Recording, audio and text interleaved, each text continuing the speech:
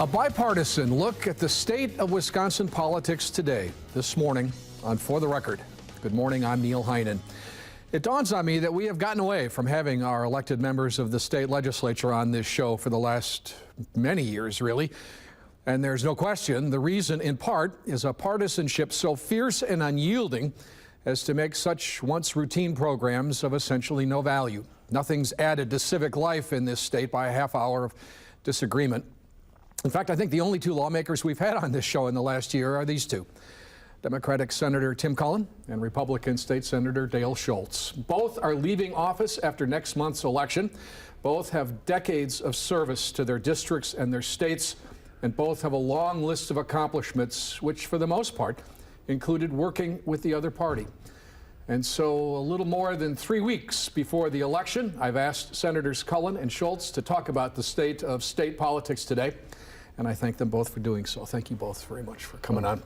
It's a delight to be here. Now, look, I'm going to end on a high note because we're going to talk about what you both are going to be doing later. But I want to start on a high note, too, if we could, and just ask you both, if possible, what's working? I mean, is there anything that's still working in state politics today? Boy, I can't think of anything right off. So much for the high note. Yeah. Nothing pops into my head. I think in general, people are fairly cordial towards each other in public when they run into each other. That's still there, but that's nice, but it's not particularly relevant to. There's a difference between that and actually wanting to work with somebody on an issue. Yeah. I can say hi to you, but I have no interest in how you're doing, but I have no interest in your views on an issue or working with you. You know, and my impression is that this extends to just the physical environment of the Capitol. The public can still go into the Capitol and see their state lawmaker, but it doesn't feel like it's the same relationship that it used to be. Well, I don't think there's any question that legislators are more insulated than they've ever been, and I think a lot of that is to do with redistricting, an issue that, as you know, we've talked about around the state. I think we held 14 different public meetings around the state trying to get people to understand what's wrong with legislators picking their constituents rather than the other way around. Right. And I think it's also a result of the unbelievable amount of money that's come into the political process. It's really stunning, and it means that legislators can be assured of being able to sell their message like soap without having to reason or discuss the issues with people. Money, staff, I mean, we can talk about the causes all day, but, and I want you to, but the idea that we can no longer take an issue that's really important to the state and talk about it in that context, how did it get that bad, Tim? Well, there are a few reasons. One, it's the enormous volume of money. Now, I'm not naive, none of us are naive. There's always been money in politics, always been money in state races. But the sheer volume, we've gone from, just to sort of put it in context, not that many years ago, a state senate race where you spent $300,000 was considered a pretty good size spending amount for a state senate race.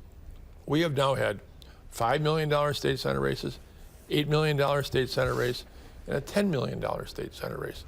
And beyond just the sheer volume of the money, where's the money come from?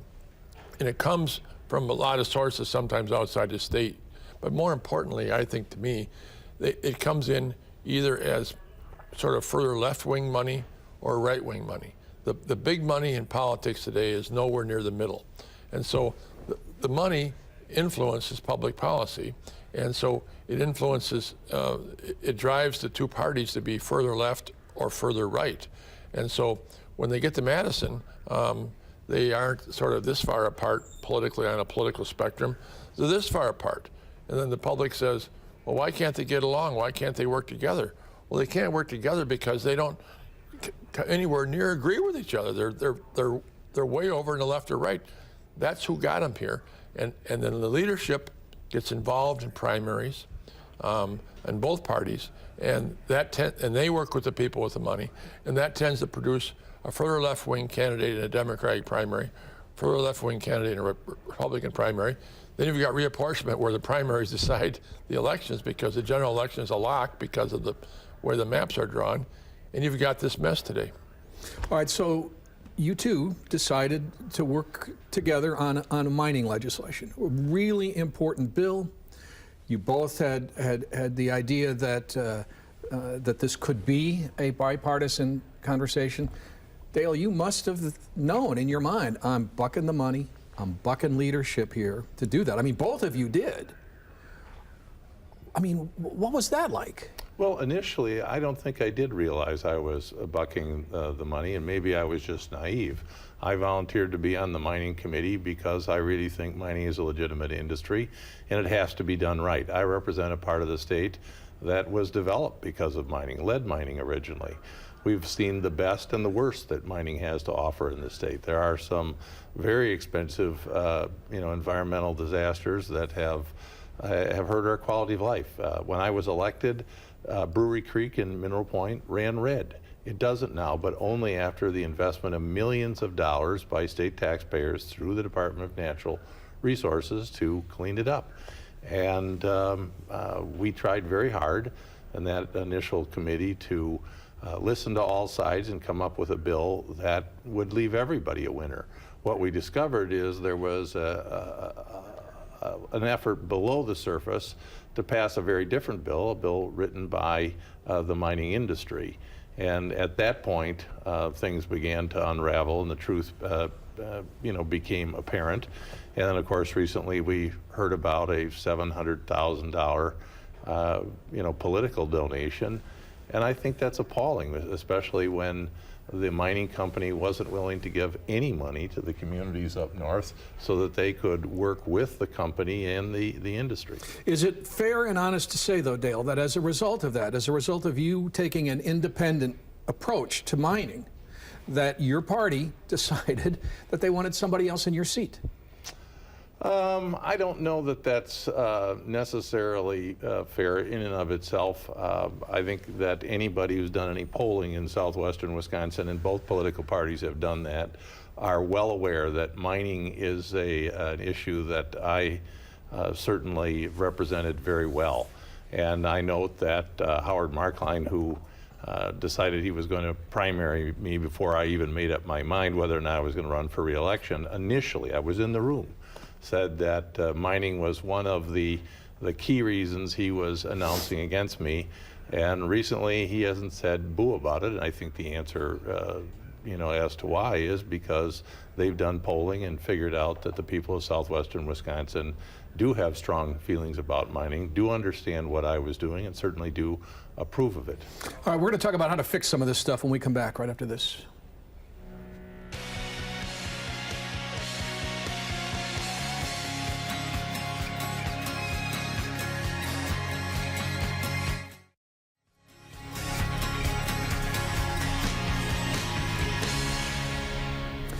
Republican State Senator Dale Schultz and Democratic State Senator Tim Cullen are both retiring after many years of service to their districts in the state.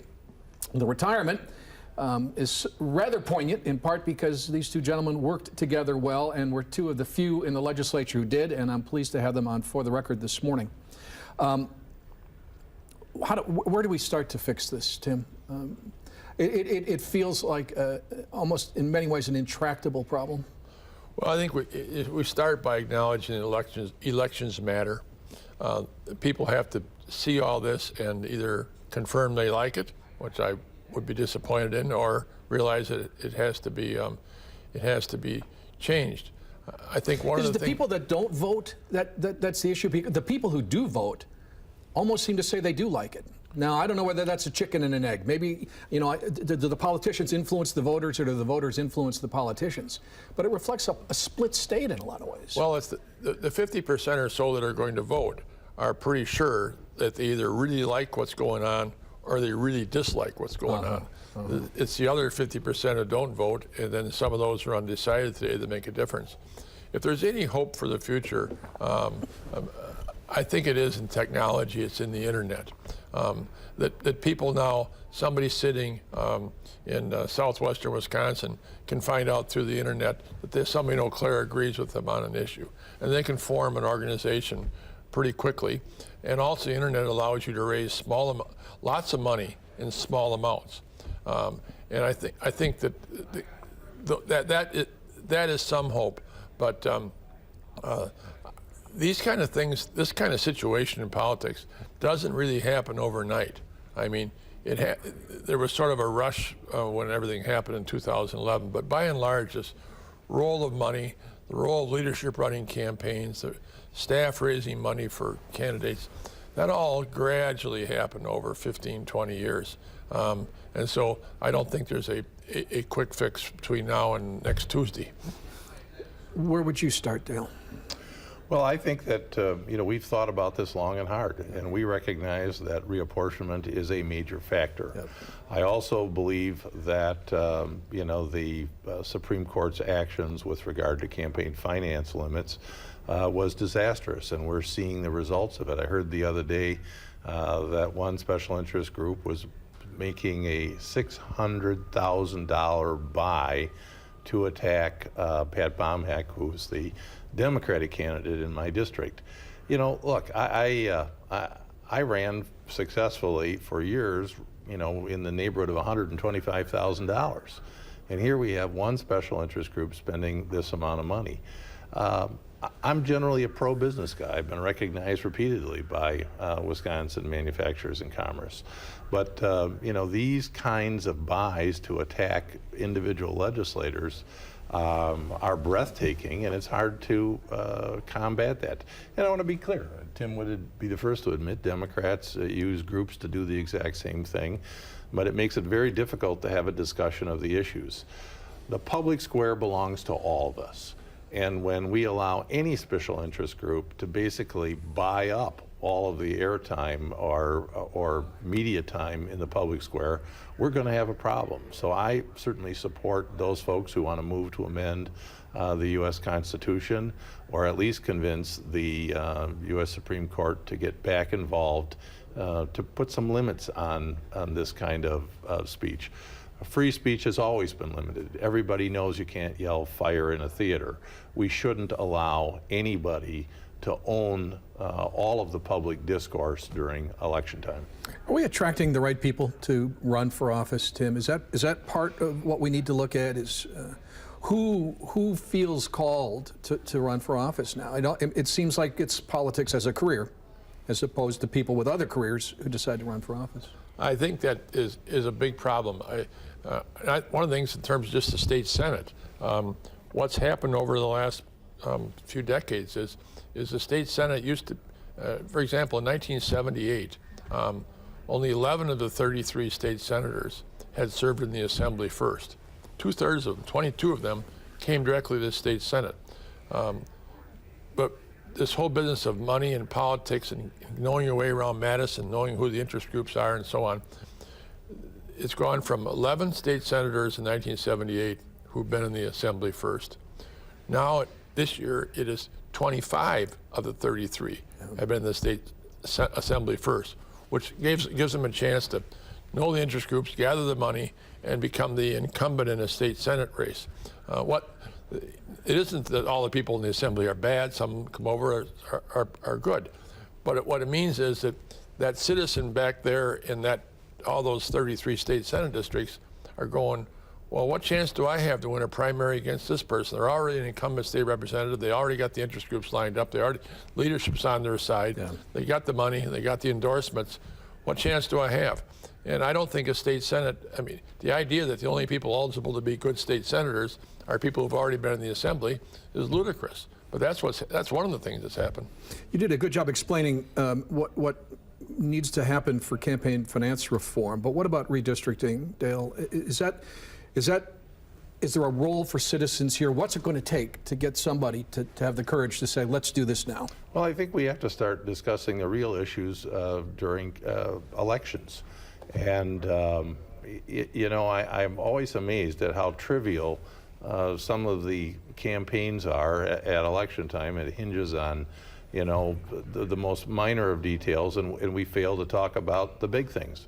You know, right now, we're facing a $3 billion deficit using the same math that we used 4 years ago. And I'm kind of amazed that nobody wants to talk about this. We have discussions going on about whether or not we're going to dramatically expand vouchers in this state and its implications for public education. You know, if there's one thing that I'm excited about is there are some young people coming to the legislature who I think have tremendous talent.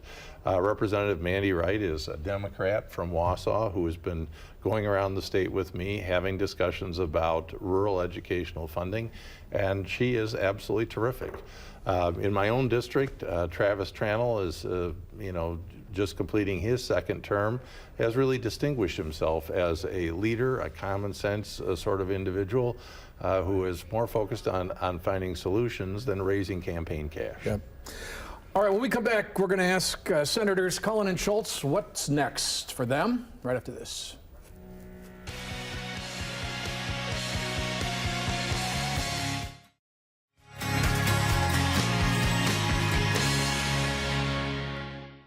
I'm back with retiring state legislators, Senators Tim Cullen and Dale Schultz, and talk about what's next. Tim, what are you gonna do?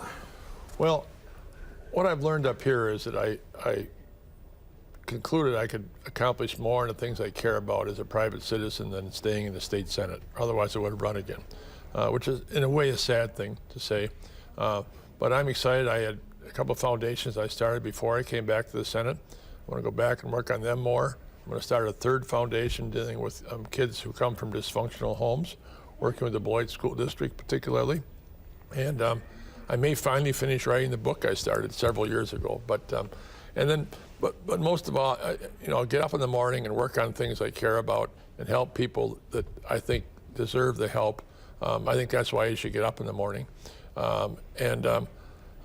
I'll be doing it on my own schedule. It'll be nice not to have a boss other than my wife. Yeah. So I'm looking forward to really doing things that I think matter, and they're largely related to poverty and education. Right. We probably don't have time to talk about the teachers, but the internship program is one that I think is really interesting because it's kind of an answer, maybe a little bit of the answer to some of the problems that we're talking about here, is getting young people who might want to do the job. Yeah, it's much more rewarding to me even than the students that are in it. I love it. But your foundation does it. I've had them since the beginning, yeah, and they speak highly of the experience. Well, you know, I'm the one that's just deeply touched that they want to be working in my office, and it's been fun to watch them grow and succeed. And as I mentioned before, Travis Tranel, he's also had interns, and hopefully they learn something. The Cullen interns. Yeah, they're going to be a force in the future in Wisconsin politics. I'm sure of that. And what about you, Dale? You have any interest in keeping your hands in politics? Well, let me just use this opportunity because I don't know whether I'll have another time on your program to say thank you to all of my friends and neighbors in the 17th Senate District. It has been an honor and a privilege, and I feel like the luckiest man in the world, having had you know, the opportunity to serve the people of this 23rd Sound place we call South Central, Southwestern Wisconsin. They're really great people, and it's just meant a lot to me. But I've learned over 32 years there's more to life than politics, and I really do want to spend a lot more time with my wife and my kids. They have been unbelievably supportive of me as I've pursued this honor, and I'm really looking forward to that. In addition to that, I'm going to sort of return to my roots and do something that was very important to me when I was a young man, and that's having the opportunity to be more involved in farming. And I hope that while I'm doing and balancing those things, that there will be some time for me to get involved in politics. I've been doing partisan politics for 49 years. I find it hard to believe that I'll ever drop out completely, and certainly many of my constituents have asked me to stay involved and do things, and that really makes me feel great, and I really want to do it. You know, if nothing else, the two of you not too long ago went to Tommy Thompson's farm with Bob Jelk, a colleague, 2 Democrats, 2 Republicans. That must have been a fun conversation, Tim. It was one of the nicest days this year for me. I really do think the world of Tommy Thompson. I think the people of Wisconsin, if everyone could really get to know the guy, he's a tremendous guy. And we enjoyed the day. He showed us his farm. He's got a terrific farm just outside of Elroy. He actually works the tractors himself on weekends. And he's a real, really true human being.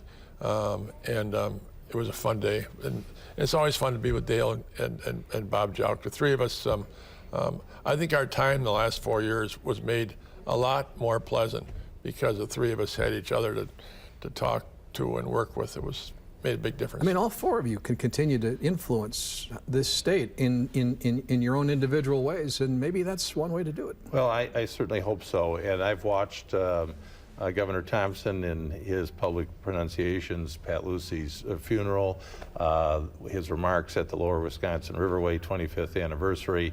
Really were inspiring, and I would look for him. A bipartisan effort, by the way.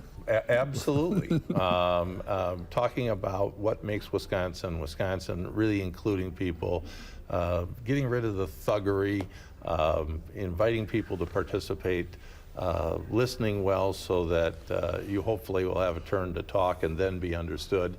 And I really think that there is a role for folks to talk about what a shining example the process can be, and hopefully we've reminded people that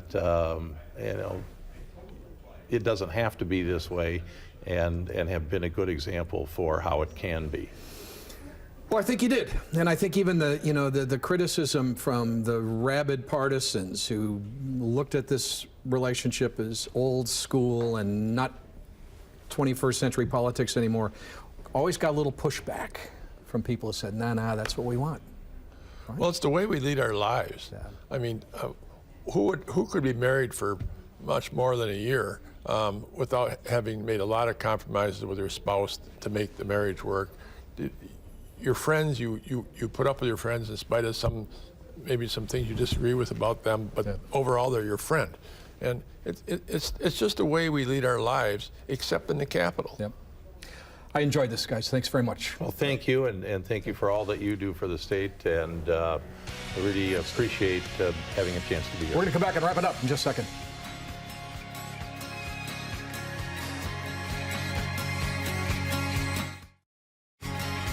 My great thanks to Senators Cullen and Schultz, and my thanks to you for watching. We'll see you next Sunday on For the Record.